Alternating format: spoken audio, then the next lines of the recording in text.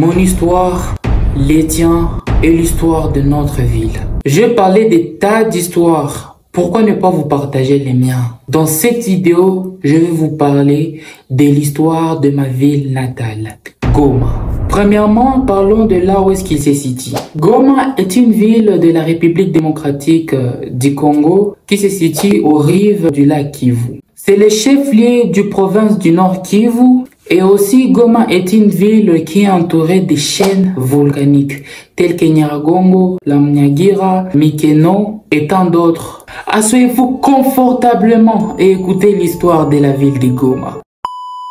En 1894, l'explorateur Gustave Adolphe, quand il s'est rendu au Rwanda, il découvre un petit village de pêcheurs appelé Ngoma. Et par contre, nous, par déformation, nous l'appelons Goma. Au début de la cohabitation entre ces deux endroits ne s'attendaient pas vraiment bien. Le chef coutumier du Rwanda était en complicité avec les Allemands pour venir attaquer le Belge de la ville de Goma. Ces derniers se réfugiaient à Bukavu et les envahisseurs occupaient la ville. Après des négociations, les Allemands repliaient vers le Rwanda et les Belges reprenaient leur position initiale, comme post-coloniale. La ville s'est développée à partir de 1910 lorsque les Belges y ont établi un centre d'administration et la venue de massifs de Nandé pour des fins économiques. Le colonisateur venait d'installer le chef-lieu district belge à Rutshuru où vivaient les administrateurs coloniaux. Les chefs-lieux passaient de Rutshuru à Goma. À ce moment-là, Goma et Bukavu étaient un endroit de déplacement qui était une ville minière. Plus tard, des villes comme Rutshuru, Masisi, Kale et Gisenyi déverseront leur population à Goma qui était à la recherche des emplois auprès des colonisateurs. Et bien sûr, notez bien, c'est à ce jour-là que vit le jour le quartier Birere, en son ancien nom en ville de Goma. Et le nom Birere qui veut dire feuillet des bananiers. Le quartier a pris le nom de Birere car à cette époque, les gens y construisaient le feuillet des bananiers. Donc c'était un quartier des gens qui fabriquaient ce genre de choses. Donc c'est fait de bananiers et tout.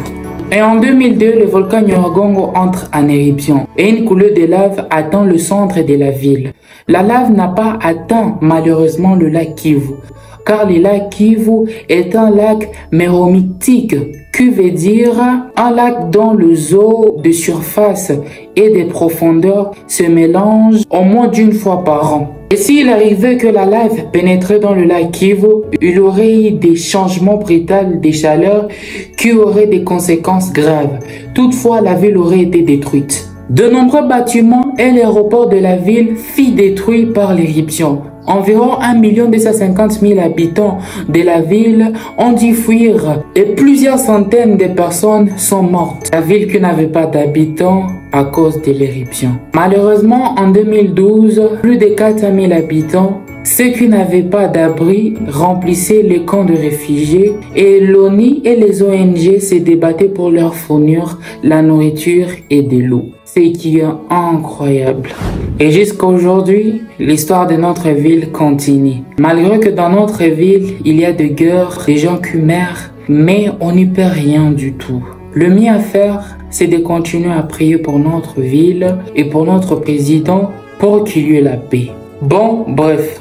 J'ai tant de commentaires qui me disaient pourquoi faire des vidéos des autres au lieu de faire le vôtre. Maintenant la vidéo est là, je viens de parler de ma ville. Je vous invite tous à partager cette vidéo pour que toute la ville puisse la voir et en dehors de la ville aussi.